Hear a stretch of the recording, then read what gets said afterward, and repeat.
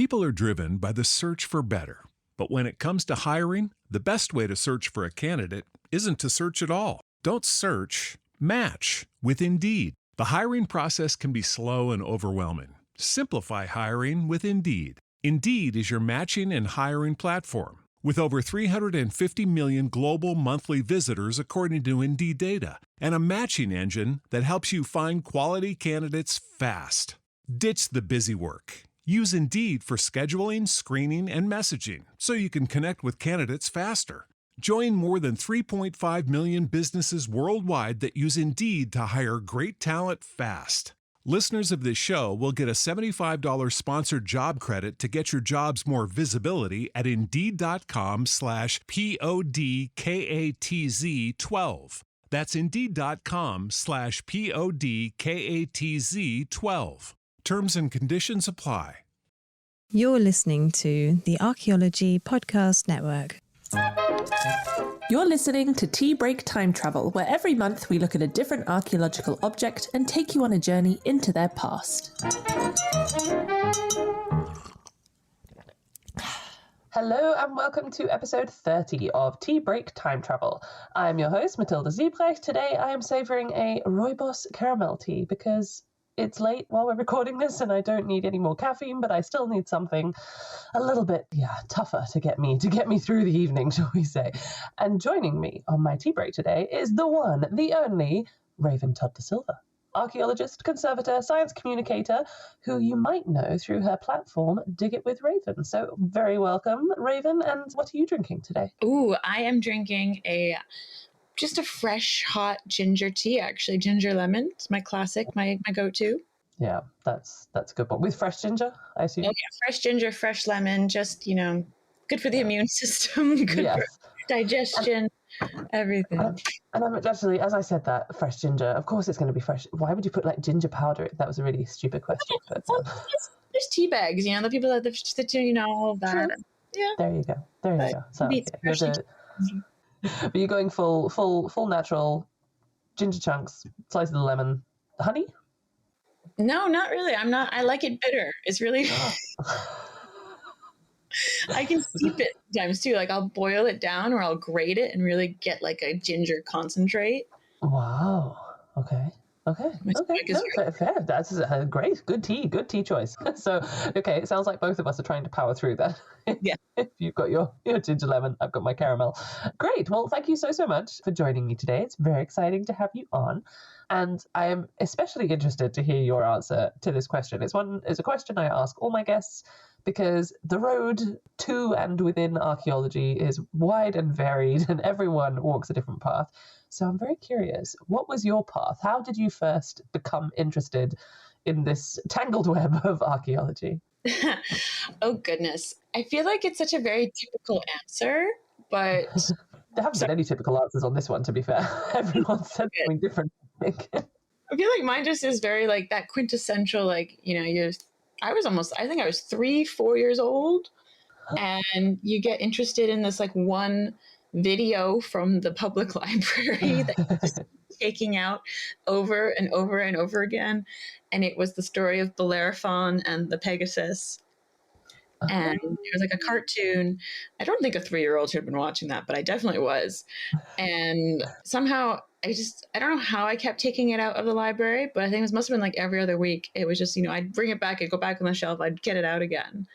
And I just loved watching it. And then, as very, very, very quickly after that, became obsessed with ancient Egypt, as I feel like most young kids do who get into archaeology, and the pyramids and King Tut, of course. And it just kind of stuck for a really long time. And I was since I was 6, I was I want to be an archaeologist. Didn't even think I knew what the word meant really at that time, but I wanted to go to Egypt and dig up the cool things. I loved going to the Royal Ontario Museum. Shout out to the ROM in Toronto, Ontario, the best museum in the world. And it was just always so awe-inspiring, I guess, for me. So yeah, it's been one of those stupid things where I've just been sucked in right from the start into the MLM, I guess, or something. But was your specialism also in ancient Egypt, or which direction did you go in at the beginning? So I did start in ancient Egypt. So I did my bachelor was sort of like Roman and Egyptian archaeology. I did the whole hieroglyphs classes and Very stuff. cool. It was the one of the hardest classes I think I've ever done, but probably the one that I've actually put the most effort into so far as so that was nice. And then I kind of transitioned at some point. So I thought, well, I don't like digging up thing was, especially in Canada, like going on digs and things was extremely difficult and expensive as a student, especially.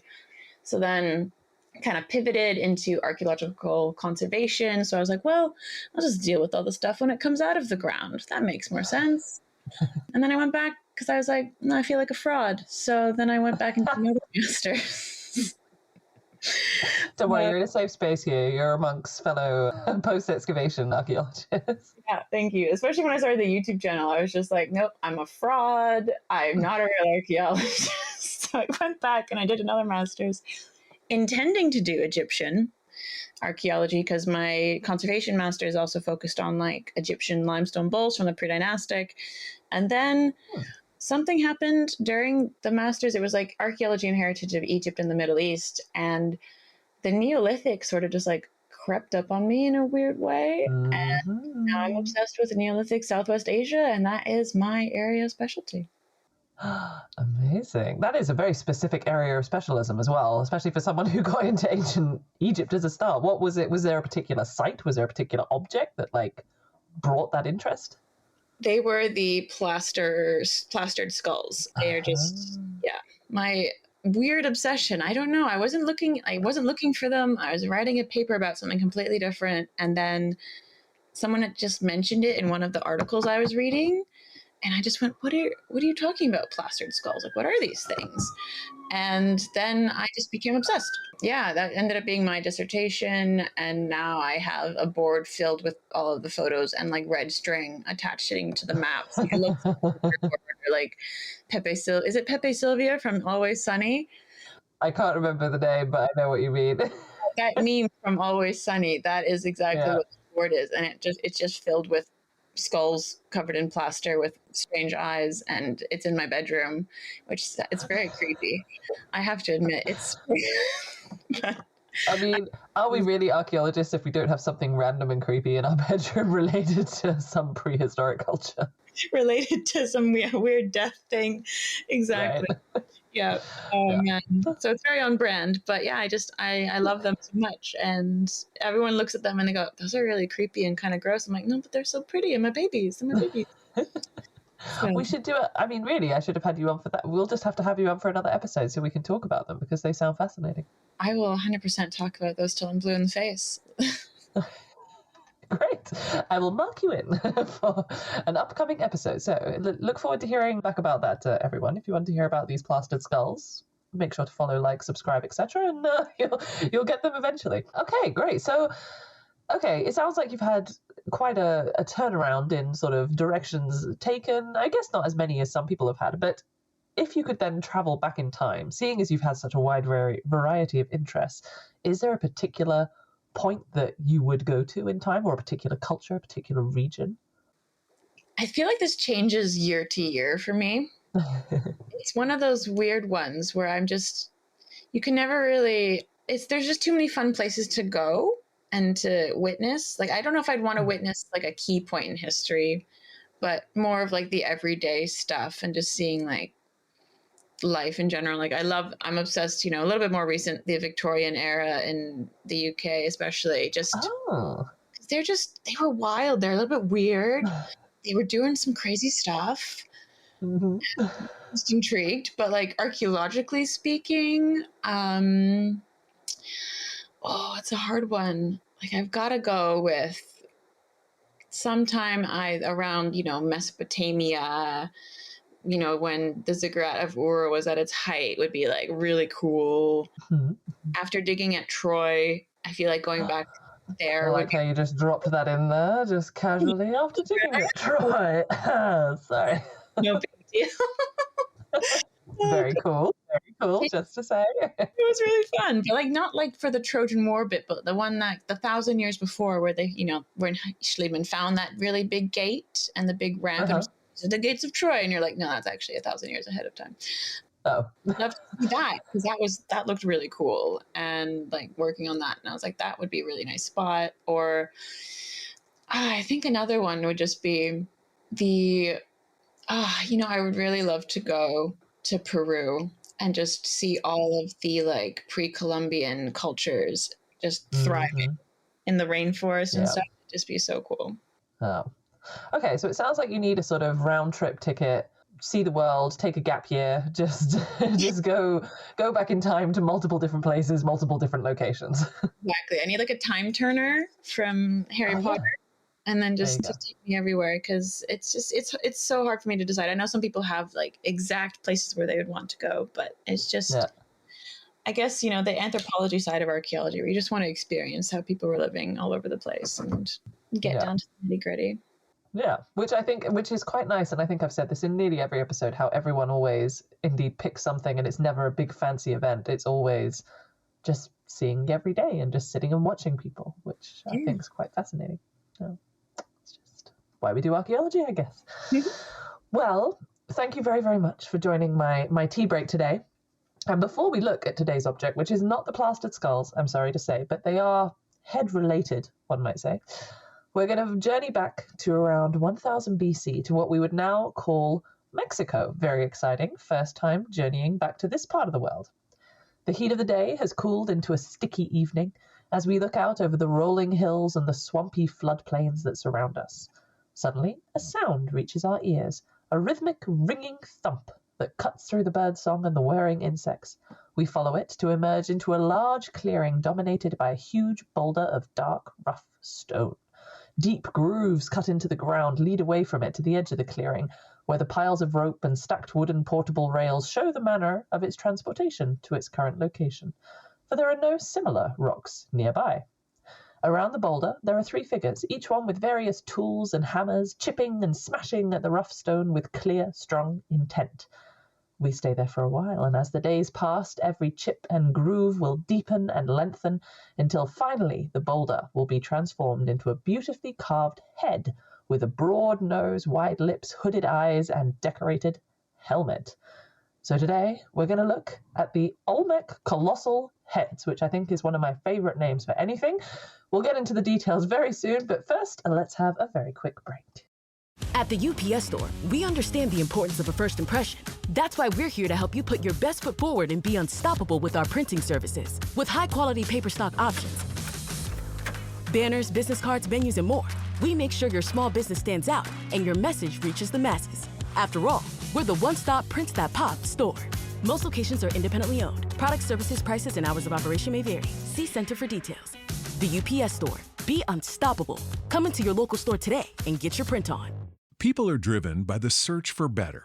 But when it comes to hiring, the best way to search for a candidate isn't to search at all. Don't search, match with Indeed. The hiring process can be slow and overwhelming. Simplify hiring with Indeed. Indeed is your matching and hiring platform. With over 350 million global monthly visitors according to Indeed data, and a matching engine that helps you find quality candidates fast.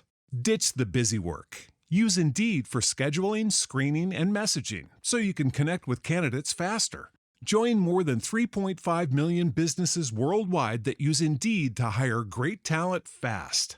Listeners of this show will get a $75 sponsored job credit to get your jobs more visibility at Indeed.com/PODKATZ12. That's Indeed.com/PODKATZ12. Terms and conditions apply. Get 15% off a set of Brake Mess Select, Select Pro, or Import Direct brake pads and 2 rotors now at O'Reilly Auto Parts. O'Reilly Auto Parts. Welcome back, everybody. So, as always, something that I usually like to look at when we sort of start talking about the objects are the most asked questions on the internet. courtesy of Google search, to see what other people want to find out about the object, because I assume that that's what most people listening in either know about or want to find out about. So, seeing as we have Raven with us here today, who happens to have written a fantastic book featuring a chapter on these colossal Olmec heads, I think we might be able to get some answers. So, the first question, it was actually surprisingly simple with these ones. There were very few questions, and they were all pretty much to the point, along the lines of, what do the Olmec heads represent? Which, I guess, interpret that as you will. So what answer would you give to that question, Rick? Ooh, okay. So I guess we can say, like, I'm going to take it very literal of, like, who are the Olmec heads representing? We can go philosophical about it later, but let's go right with the basics.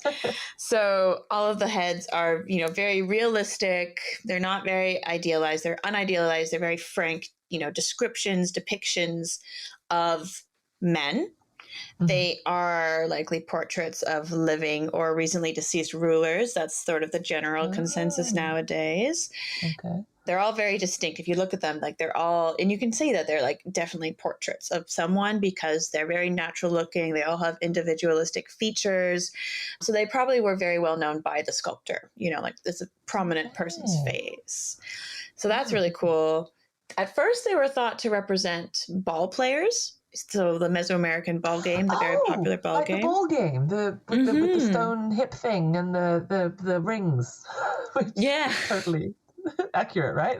That one. I'm not a ball game expert. So. I'm just thinking of, what's that Disney film? Is it El Dorado or something? Road to El Dorado.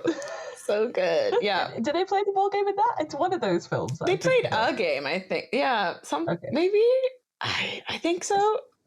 I feel like they took the ball off their hips. Yeah, they had to bounce it, and get through a thing. I don't know if that's an accurate depiction. I'm going to be honest. It's definitely an accurate depiction. But it's definitely a fun depiction. Yeah, and I'm sorry. Please see the Road to El Dorado cartoon. I'll add that to the show notes as a reference. Academic reference. Yes. Oh, because they would have had to wear helmets because the ball was heavy or something. Yes, and so you can see in these heads that they have these very distinct helmets, and so they think that they're ball game helmets. Obviously, they could be for war. There's all these theories, but yeah, so they probably represented or incorporated the very concept or ideals of Olmec kingship, rulership, power. Some think that they were, protective. Some think that the heads themselves possessed the power of the ruler or represent, almost like the prima porta, Augustus, where he put a statue all around the empire to be like, this is my representation of my power, etc. In case you forget what I look like, here I am. Exactly. All right. I am always watching. So there's lots of things like that. But yeah, the helmets themselves as well are very individualistic and distinct. They have some have claws, some have ropes on them. So they're all different, which is really cool. And have they found any archaeological, I know this sounds very far-fetched, but have they found, you never know, have they found any, for example, archaeological evidence of similar helmets from this region and culture at all? Not that I am aware of. They would have been made out of leather or some sort of organic material, so it wouldn't have survived. Yeah, there's not a lot surviving in that sort of climate that's organic. It's very lucky. We actually I've not been there, but the archaeological they have found some wooden carvings dating to quite a while ago, actually, predating the stone heads. So they definitely did carve in wood, but yeah, we haven't found any helmets that I'm aware of. Okay. Oh, that would be the find of a century, which leads nicely into the next question, which we had, which are, where are the Olmec heads located and where were they created? Which, so I mentioned a little bit in the opening, Mexico, trying to keep it very vague. Was that correct? Are they in that region? Are they spread far and wide? So there are 17 confirmed examples that are in Mexico. There is one possible one that's in Guatemala. but, it's not confirmed yet. It's like a throne that may have been carved from a colossal head. So, it's a little bit damaged. We won't be able to properly confirm it until maybe more science. But we have 10 in San Lorenzo. We have 10 at the site of La Venta. Sorry, not 10, 4 at the site of La Venta, 2 at another site called Tres Zapotes, and another one at a site called La Cobata. So those are like the main areas where they're located. Where were they made? So all of the 17 confirmed ones, they're all carved from basalt. So it's like a very hard stone. And that stone came from the Sierra de los Tuzla Mountains in Veracruz. It's a very like coarse grained, dark gray basalt called Cerro-Sintepic basalt. And that's sort of like found on the southeastern slopes of the mountains. And, and you find a like boulder. A very specific location. Like very specific. Wow. It's amazing. Yeah, you can say, yep, they exactly came from here, but they all came from one spot, which is interesting. So they were like, this is the place to get the head rocks. Yes. We need another head rock. Where should we go? Yeah. Well, let's go back to the volcano. Exactly. Let's go to these mountains. We're going to find some stuff and we're going to do it. But that means that, these boulders had to be transported sometimes over 150 kilometers from the source of the stone. Wow. Okay. So crazy. Yeah. And we don't know how they did it. Well, because of the vegetation, I'm picturing it as like jungle. But yeah. And they were moving these massive stones. Yeah, jungle, mountains, rivers, 150 kilometers. They didn't have beasts of burden. They didn't have the wheel. Okay. So, just moving that is a feat rolling in and hoping for the best. Maybe that's why they're spread so sporadically. It's just like, right, let's roll in this direction. Oh, no, that tree. Oh, that went down the river. Oh, okay, that's why it's in Guatemala. They're like, oh, blast. And it is now here. It is where it stays. But but they, there's thoughts of like using water transport, so different sorts of rafts, but like some of the heads, they weigh really like a lot. It's quite impractical to move it over water, but it's not improbable. Just like the Pyramid of Giza, moving stones over water, it's possible. Yeah. But then eventually, obviously, you have to like go over terrain at some point, and that would have been probably just like moving it on logs and other ramps and things. But there's swamps, there's floodplains, there's undulating hills. They, luckily they had causeways and ramps and roads, but can you imagine just like the earthworks that they had to make to just help facilitate the moving of these giant boulders? Yeah. And where were the boulders? I'm picturing just a random head in the middle of kind of nowhere, but you mentioned that like one of them was carved into a throne and they're sort of as outkeeps. Are they always next to settlements? Are they kind of guarding somewhere? Is there any sort of pattern to where they're located? So this is where it gets kind of interesting and weird, and we actually don't know because we found them in so many different contexts, and we think that they're not in their original actual like where they were first put. It's also, someone has theorized that they've actually been moved throughout, like the Olmecs themselves moved them around. Got it. So who knows? There's one theory where there was 4 of them at La Venta, and they were placed sort of like around this precinct, like a religious precinct almost, and they were all facing outwards. So they're like, oh wait, that was put there for protection. And someone had seen Atlantis. Probably, who knows, right? But like they're thinking like, oh, it's some sort of like position for stand as guardians of the sacred precinct of the city and protecting it. Which so like there's in other cultures as well, right? Like with the like on the outside and like markers or things like protection things. Others are like, oh, they were moved to other settlements around the neighborhood to be like, I'm your ruler now. But and then some of them were buried around 900 BC, and they've all been found in different contexts, which is an issue. Really and some are half buried, some are buried facing up. So they're like, is that like a purposeful burial? Is it not? Did it just fall over? Because they all have the flat backs. They're all kind of flat on the back, which is quite interesting. Okay. Yeah, they're not round. You can just like tip them over and they won't roll away. That'll be flooding. Interesting. Yeah. And that's why they were carved into thrones, I guess. You mentioned there was 1 or 2 that were carved into thrones. So yeah, some were recarved from these massive stone thrones. Oh, as in you had a stone thrown and then you would get the head. Yes. So that the flat back is something that like may have been attributed to this. Like four don't have it. They don't have this like flat back. Mm-hmm. So, it could be like some sort of like stone recycling. Yeah. Okay. But also people think the flat back could have been for transporting, like securing ropes. It's a lot easier to have something with a flat back than a very round thing to transport. Yeah. So, it could, it's one of those things where is it practical or is there an actual purpose to it? Interesting. Or is it just, because that was what the original object was made from that they carved it out of. So interesting. Very cool. And so I must admit, I have heard of the Aztecs, I've heard of the Mayans, I've heard of the Incans. I had never heard of the Olmec culture. Who were the Olmec culture? When did they live? What were their relationships with these other South American cultures? Or Mesoamerican, I should say.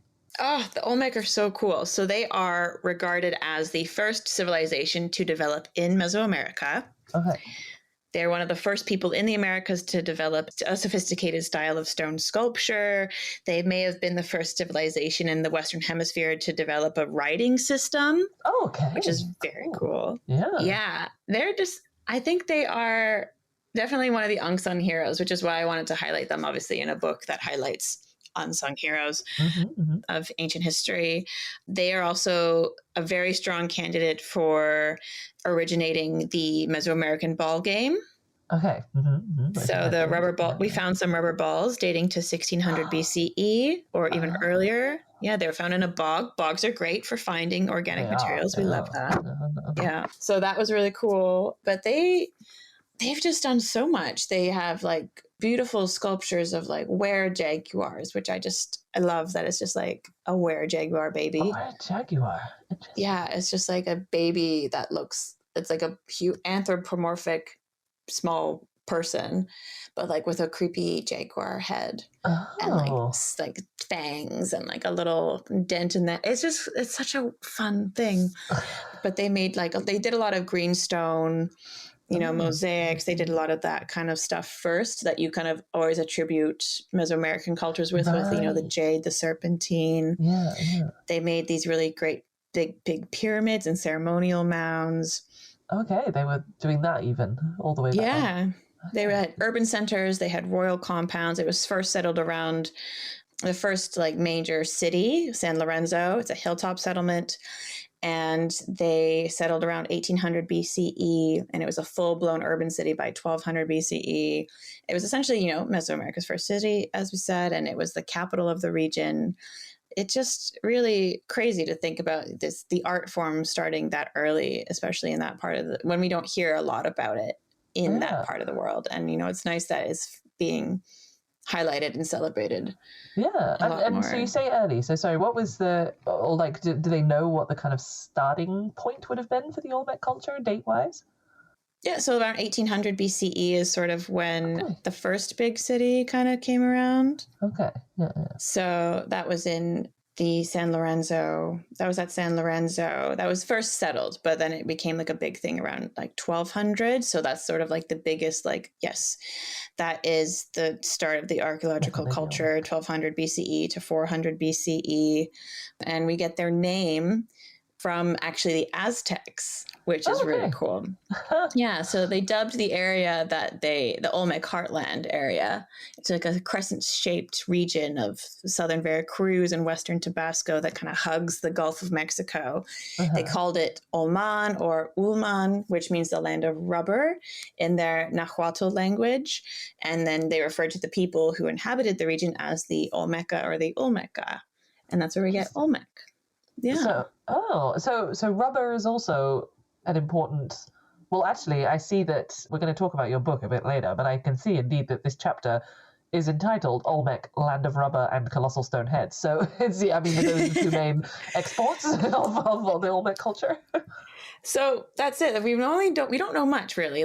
We found some rubber in a bog that dates to around 1600 BCE, but we don't know much about the Olmec people, like who created the Olmec art. We mostly know them from their art. That's it. It's one of those cultures where we know mostly from the art form. but some scholars have proposed that they were migrants from the Pacific coast of Chiapas to the south, and they brought with them very early social stratification and upgraded strains of corn and maize. Okay. But of course, others believe it evolved from a local indigenous population. So again, it's the Olmec. That's why they don't get as much of attention as I think they deserve. It's just very difficult to describe a lot of the time if you're doing like a popular history show. Yeah. And were they mentioned by like the colonizers coming in and everything? Because I know that, I guess that's where we have the majority of the references to like the Mayans and stuff is from the kind of colonial histories. But were the Olmecs still around at that point, or had they kind of vanished out, or how did that?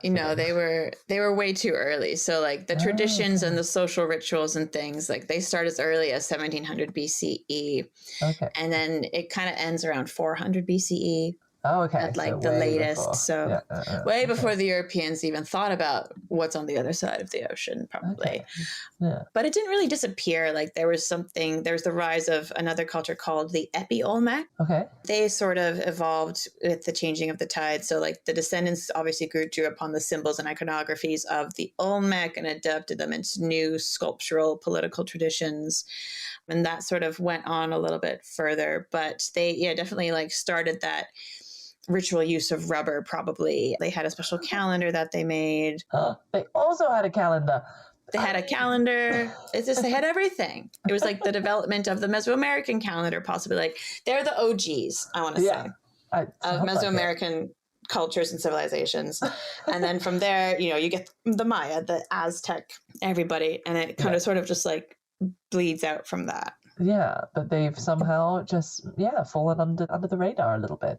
Which I'm curious, sort of final question before we have a break, is heads. I mean, it seems to be a very specific kind of thing to carve. Was it always just heads, or did they have, because I can remember vaguely somewhere seeing something where, like the Maui on Rapa Nui, where actually some of them did have a little body or some kind of thing, but are these ones indeed just heads?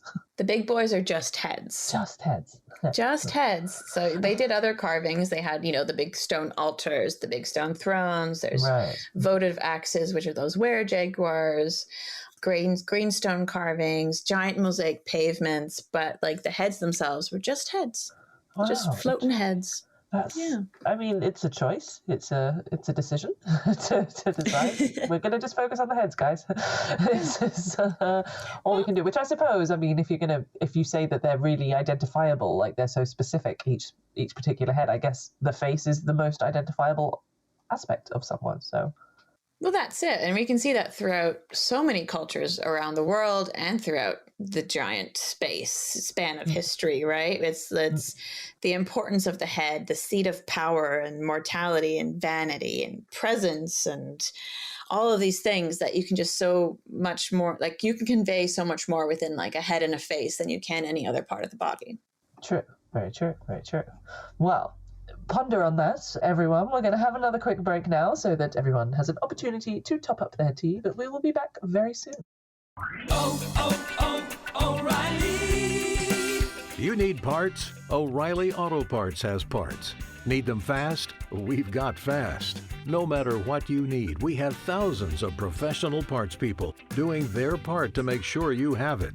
Product availability. Just one part that makes O'Reilly stand apart. The professional parts people.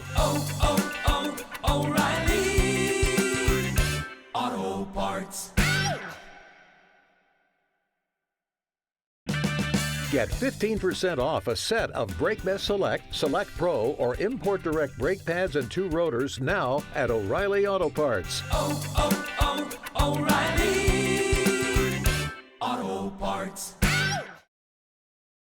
Welcome back, everyone. Hope the teacups are now fuller and the biscuit jar is emptier. So, after introducing us so beautifully to the Olmec colossal heads, let's go a little bit back to you and your sort of experience in archaeology, Raven, because we did already introduce you a little bit in the first section, but maybe we could go into a bit more detail now. So a lot of people listening, if they recognize your name, may recognize it because of the very successful digital platform that you have sort of created for education of archaeology called Dig It with Raven. So I'm very curious, at what point in this path from ancient Egyptologist to conservator to plastered skulls to everything else, when did that develop? And how does the kind of, I guess, the management of that compare to like your day job or your job as an archaeologist? Wow, so I'm aging myself here now. I just realized how long it's been since I started this thing. It was 8 years ago, August of 2016, that I first got the idea. I had just moved to Germany, to Hamburg, to start my internship for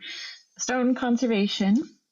And I had no friends. I couldn't speak the language, and I had $0. It was really scary. It was a very scary year of just like extreme budgeting and like doing weird jobs just to make, just to buy groceries. But my cousin Andrew actually was like, you know what you should do? Because I was nothing else to do. Yeah, pretty much. He was like, you know what? You like archaeology. You're good at talking about it. He's also a big nerd, so I owe this all to him, really. It's like, you should start a YouTube channel. And I was like, I don't know. And I was that kid at school that if there was a possibility or an option to make a video to, incorporate into a school project, I was that person. Right. I would edit with my VCR on a VHS. Old school times, again, aging myself here, but I loved it and I had so much fun. So I thought, you know what, this actually sounds like a fun idea. I could try it. So I filmed a first video, like a what is archaeology, like an Archaeology 101 video in the Airbnb that I had like booked for like that first little month or so, until I was able to get into my student housing. And I did not upload it for a whole year. I just sat on it. That's the ultimate sleeping on it. Yeah, it was a very long, drawn out process. It's overwhelming learning German and doing a internship in German, and you're just looking at them like, I don't know what's going on. I guess you get it. You get it. Sometimes you're like, wait, and then everyone else starts to do the stuff, and you nodded, and you're like, oh crap. You're like, oh shoot. I should have asked a question, but I didn't want to look stupid. So it just became a big thing like that. And then I think like the next spring, I was like, you know what? I really want to get into it and do it. And it's now, become this big thing. And I feel bad because I haven't been giving it as much attention as it deserves throughout the years. I feel like it could be so much more, just bigger and better for the viewers if I had given it more attention. But I'm very glad and very, grateful for everyone who's kind of been on this journey for the last, 8 years or so. But it's just been this really fun thing. It sort of morphed into, it started off as me wanting to make all of the videos that I wanted when I was an archaeology undergraduate studying for midterms. Mm-hmm. I wanted someone to explain to me how to calculate radiocarbon dating. Yeah. We all need that. Right? I was like, what do you mean? So I wanted those things and like little quick videos of like, what is dendrochronology? What is, luminescence dating, all that stuff. Yeah. So I started off with that. And then it sort of weirdly morphed into like me and my friend Jude watching Indiana Jones and yelling at it. One of the best videos of all time, must say. Thank you. It was so fun to film, and then we've kind of done a whole bunch more. Indiana Jones 4 and 5 are also coming. Spoiler alert. Excellent. Yeah, I flew to Hong Kong to do those with Jude because I felt like we had to. Dedication to the cause. Business expense, get to go to Hong Kong. Oh goodness. But yeah, it's kind of just become this amazing community. Like I've met so many people like yourself, and just. Oh no, it's been so fun that way. Like I never in a million years thought that we could just sort of make archaeology what we want it to be rather than what some old white man in a blazer at the top of academia says it is. Yeah. No. So that's been really cool. And bringing that information to the public and learning along the way of like how best to tell a story and how to disseminate this information properly and to just connect with people and get them excited about the ancient world, and not just, the conspiracy theories or the big gold things, but like the actual history and people living their normal everyday lives like us, and realizing like, we're not that different from people in the past. And here's this cool thing that we can do.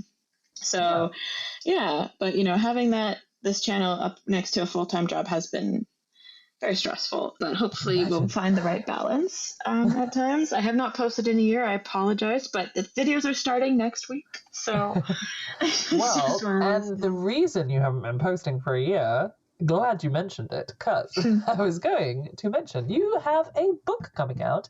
One of the chapters I've already mentioned is called Olmec, Land of Rubber and Colossal Stone Heads, which now those listening in will know what we mean by that. They'll know a little bit about the colossal stone heads, but yeah, a book about the kind of the lost ancient, the forgotten ancient cultures, shall we say. Where did the inspiration for that come from? Why did you decide to write a book?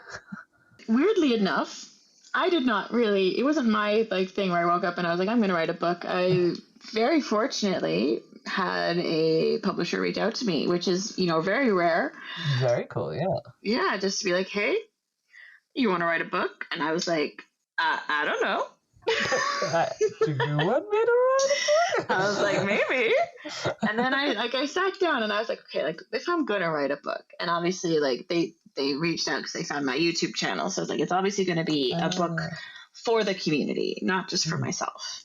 Yeah. And I was like, what would I want, people who happen upon my videos or are interested in things that I talk about, or a lot of other archaeologists online talk about, what is a really good one that's different, that's not overdone, and sort of highlights the archaeological bits of it, not the fantastical historical stuff, as sometimes, that we can kind of get wrapped up in these stories. And I just went, okay, well, what about a collection of lesser known and under celebrated ancient civilizations and cultures from all around the world? And everything is very much, when I was growing up, especially when you're taking books out about ancient history and stuff, it's very Eurocentric, it's very Mediterranean centric as well. Or you get a little bit of the Middle East sometimes, and you'll get Egypt, but you won't get anything south of Egypt.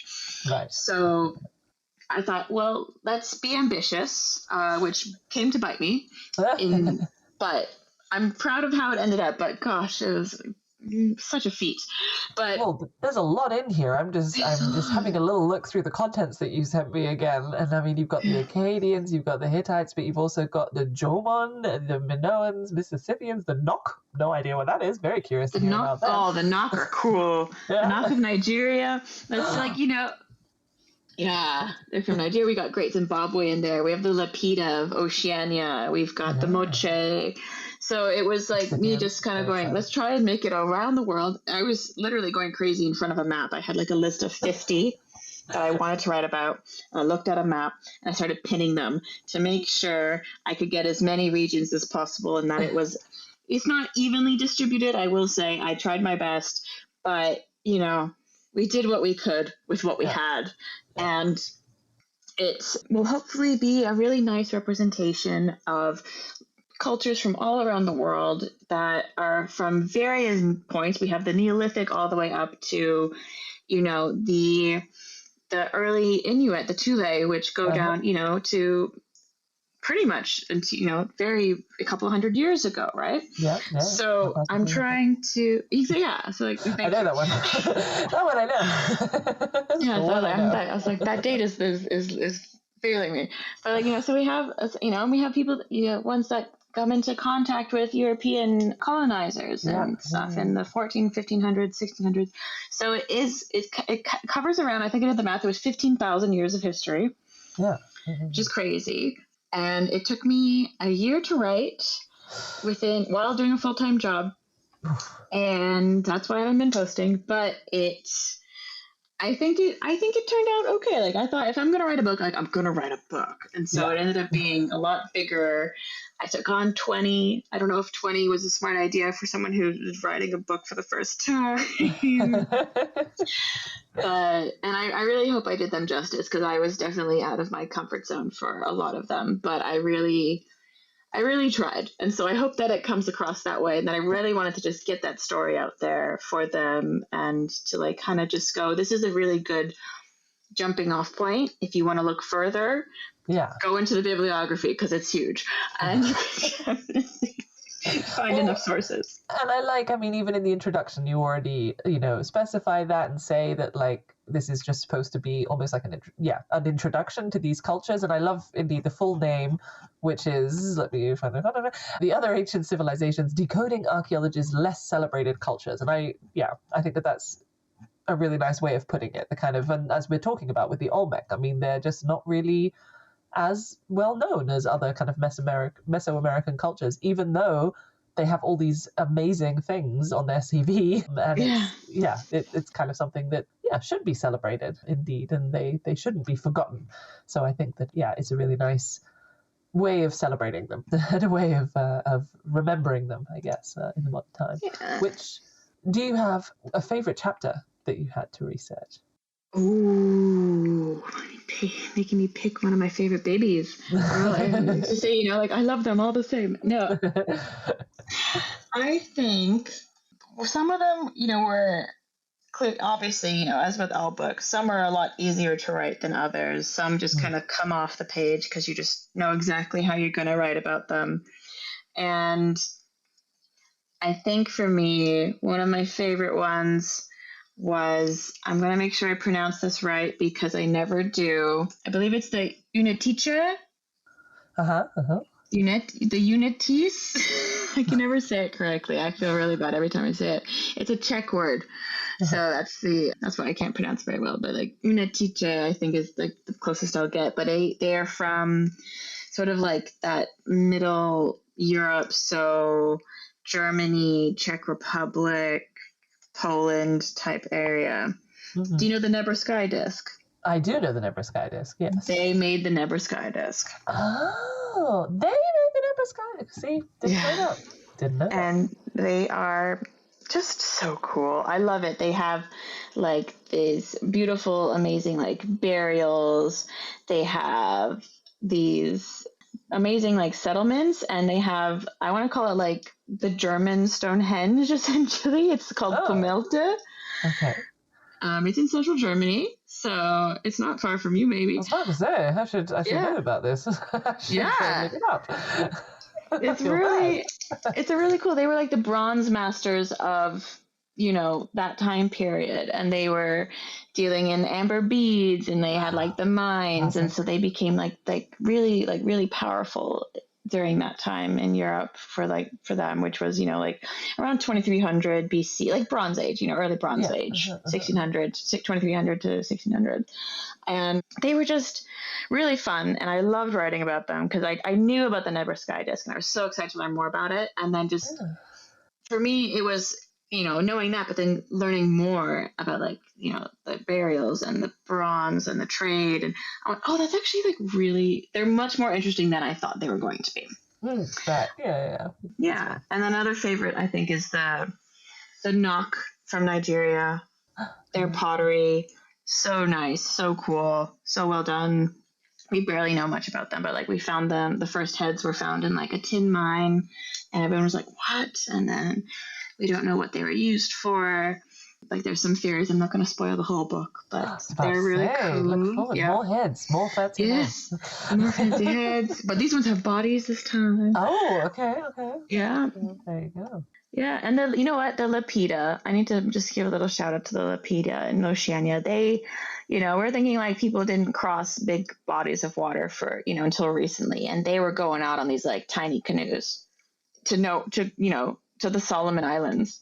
Right. Yeah. And you're like, what? Okay, go. Yeah, you do you, babe. But like, I wouldn't be the volunteer to go like, we're just going to go on a canoe and see how far we get until we find land. Let's see what happens. What's the worst that can happen? Right. Be fine. But it's just, that human spirit of like, what's out there? And I'm just going to get on my tiny boat and see what we can find. It's just amazing. I mean, I can't wait to read up about all of these cultures in it, which, if other people listening in also want to read it, when will it be released? Where can people get hold of it? You can pre-order it on all of the Amazons. Okay. from what I've seen. So any country you're in, go on Amazon. Okay. It comes out pretty much everywhere October 29th. So just, I guess, pre-Halloween reading. Why not? There's nothing spooky, but Hey. You want to learn about those heads? Exactly. We love some good heads. Nice. And where can people buy it? Amazon, you can get it at Waterstones. Where else have I seen it? I think it's on Indigo if you're a Canadian, woot, and Barnes and Noble, of course. Okay. But yeah, I would say when in doubt, even though we don't really all want to support Amazon, but when in doubt, Amazon's got it. Yeah, fair enough. Yeah. Fair enough. Great. Well, I look forward to reading it. Look forward to others telling me about their exciting journey. That marks the end of our tea break today. Probably time to get back to work. It sounds like if you've been working on this for a year, you probably have a lot of other stuff to catch up on. But thank you so much for joining me today, Raven. I really enjoyed our chat. Thank you so much for having me. It was so much fun to just always fun to chat with you. So. Oh, shucks. And yeah, I'm definitely going to have you on again to chat about every single one of these cultures in the books. Well, watch out. 20 new episodes coming your way. Sorted. Content sorted. So if anyone wants to find out more about Raven's work or her platform as well, or indeed the Olmec Colossal Heads, do check the show notes on the podcast homepage and make sure to check on, I guess, Raven's social media and all kinds of other places. Keep an eye on Amazon and other places you get books to pre-order the other ancient civilizations. Hope that you all enjoyed our journey today. If you want to help support this show and, of course, all of the other amazing series that form the Archaeology Podcast Network, make sure to like, follow, subscribe, etc. Wherever you get your podcasts, follow us on social media to get updates on new episodes and upcoming events. And if you want to be extra nice and support us even further, you can always become an APN member. You'll be helping us to create even more amazing, free, fun content, and you will also have exclusive access to ad-free episodes and bonus content like our online seminars and live read-along events. For more information, check out the homepage at archaeologypodcastnetwork.com. I hope that you enjoyed our journey today. If you did, make sure to like, follow, subscribe wherever you get your podcasts, and I'll see you next month for another episode of Tea Break Time Travel. This episode was produced by Chris Webster from his RV traveling the United States, Tristan Boyle in Scotland, DigTech LLC, Cultural Media, and the Archaeology Podcast Network, and was edited by Rachel Roden. This has been a presentation of the Archaeology Podcast Network. Visit us on the web for show notes and other podcasts at www.archpodnet.com. Contact us at chris@archaeologypodcastnetwork.com.